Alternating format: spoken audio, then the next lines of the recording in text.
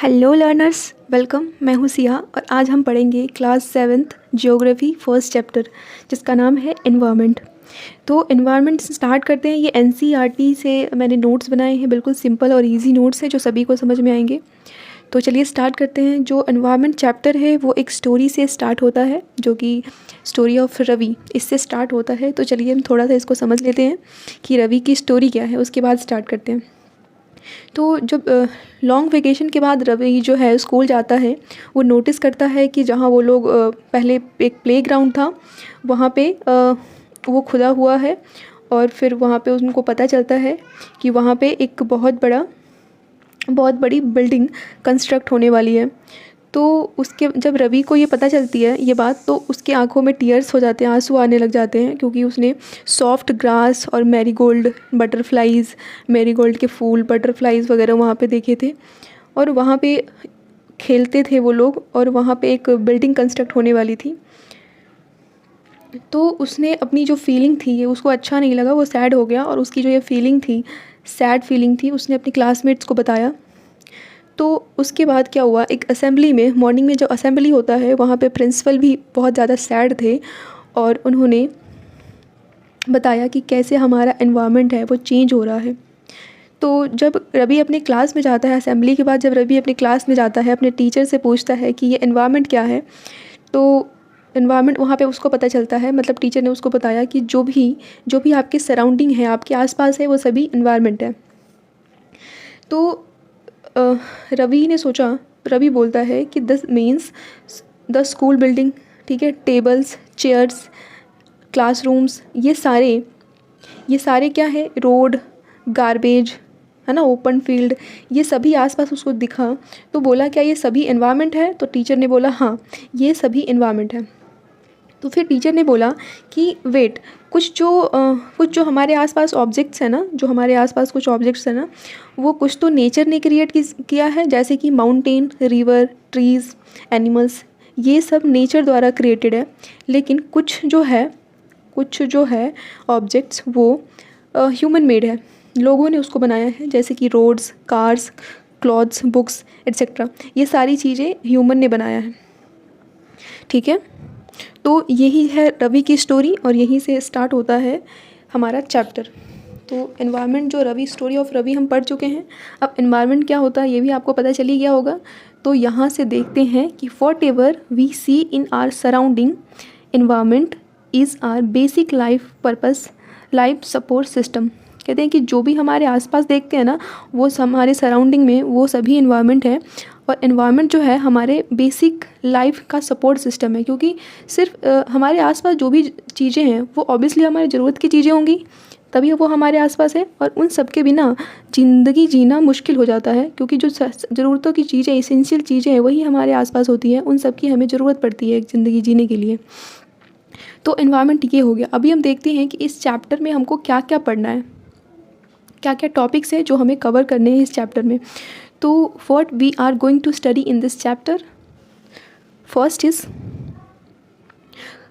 Components of environment, जो कि biotic होते हैं एंड अबायोटिक।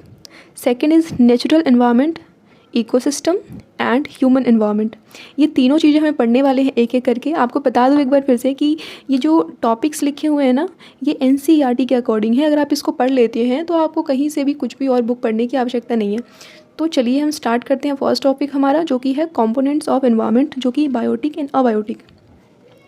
तो कंपोनेंट्स ऑफ एनवायरनमेंट में क्या है, the place, people, things and nature that surrounded any living organism is called environment. जो एनी लिविंग ऑर्गेनिज्म के आसपास है, जैसे कि कोई भी जगह, पीपल, थिंग्स, है ना, नेचर, ये सारी चीज़ें क्या है, एनवायरनमेंट है। It is combination of natural and human made. अभी हमने जब स्टोरी ऑफ रवि पढ़ा था तो टीचर ने क्या बताया कि दो तरह की होती है ना, एक तो ह्यूमन ने बनाया है और एक नेचर ने बनाया है। तो नेचर ने जो मेड किया है, नेचर का बना हुआ क्या है, एक है बायोटिक एंड दूसरा है अबायोटिक। प्रकृति द्वारा निर्मित दो है, एक है बायोटिक एंड दूसरा है अबायोटिक। बायोटिक में क्या आता है कि जितने भी लिविंग ऑर्गेनिज्म है ना, वो सारे बायोटिक में आते हैं, जैसे कि प्लांट, एनिमल, ह्यूमंस, है ना। ये ह्यूमन को भी किसने बनाया, नेचर ने, है ना।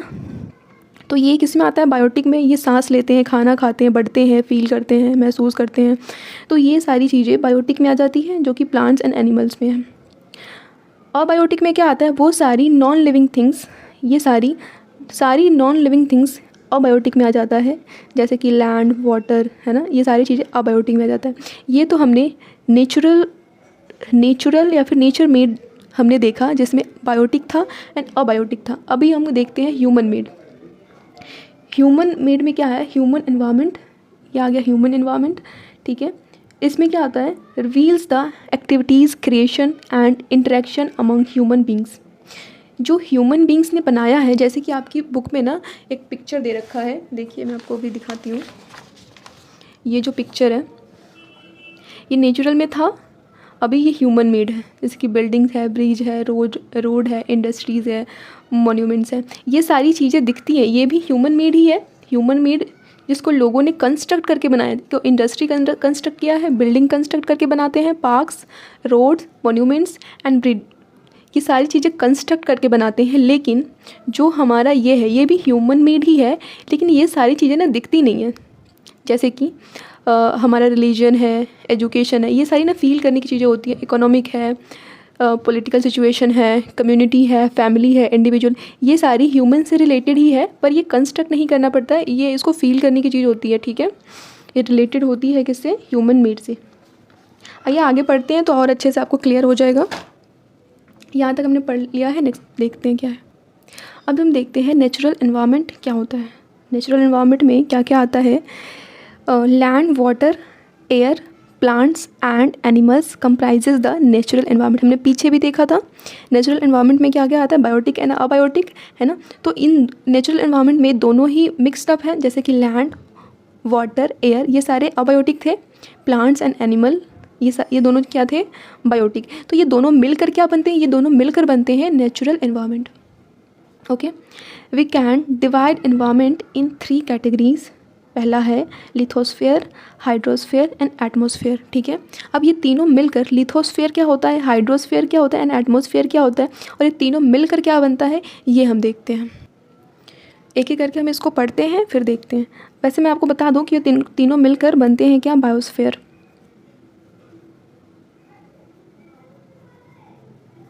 बायोस्फेयर पहला देखते हैं हम, लिथोस्फेयर क्या होता है। लिथोस्फेयर का अर्थ है, लिथोस्फेयर से याद रखिएगा, लिथोस्फेयर लैंड या फिर अर्थ के ऊपर जितनी भी सतह है उसको हम बोलते हैं लिथोस्फेयर। अर्थ के ऊपर को हम बोलते हैं लिथोस्फेयर।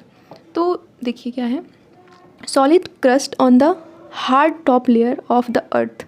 लिथोस्फेयर क्या होता है, अर्थ का सबसे ऊपर वाला जो हिस्सा होता है उसको लिथोस्फेयर कहते हैं, ठीक है। Hard top layer of the earth, made of the rocks and minerals and covered by a thin layer of soil. ये किससे बना होता है, सबसे पहले क्या होता है, रॉक्स एंड मिनरल्स, ठीक है, और उसके ऊपर क्या होता है, एक थिन लेयर ऑफ सॉइल, उसके ऊपर सॉइल होता है। Lithosphere consist of land form such as mountains, plateau, plains, valley etcetera. अब लिथोस्फेयर में क्या क्या आपको देखने को मिल सकता है, एक लैंड फॉर्म, जहाँ पे अभी हम लोग रहते हैं, बिल्डिंग्स वगैरह बनती हैं, उसको हम क्या बोलते हैं, लैंड फॉर्म्स बोलते हैं, ठीक है। माउंटेन्स कैसा होता है, इस तरीके का होता है, लेकिन वो भी लैंड पे ही होता है। और तीसरा plateau, land form, mountains, plateau क्या होता है, ऐसा सा होता है, वो भी लैंड पे ही होता है। और प्लेन्स तो आप जानते ही हैं, सारी चीज़ें तो प्लेन्स पे ही हैं, हम लोग जो रहते हैं वो प्लेन्स में। वैली जो दो नदियों के बीच में, दो जो पहाड़ों के बीच में जो ये वाला जो पार्ट होता है ना, उसको वैली बोलते हैं, ठीक है। तो ये सारी चीज़ें हमें कहाँ पे देखने को मिलती हैं, लिथोस्फेयर पे। Lithosphere is a domain that provides us forest, grasslands for grazing, land for agriculture and human settlement. Lithosphere में एक तो ह्यूमन सेटलमेंट, हम लोग कहाँ रहते हैं, हम लोग हवा में थोड़ी ना रहते हैं, हम लोग लिथोस्फेयर मतलब लैंड पे रहते हैं, ठीक है।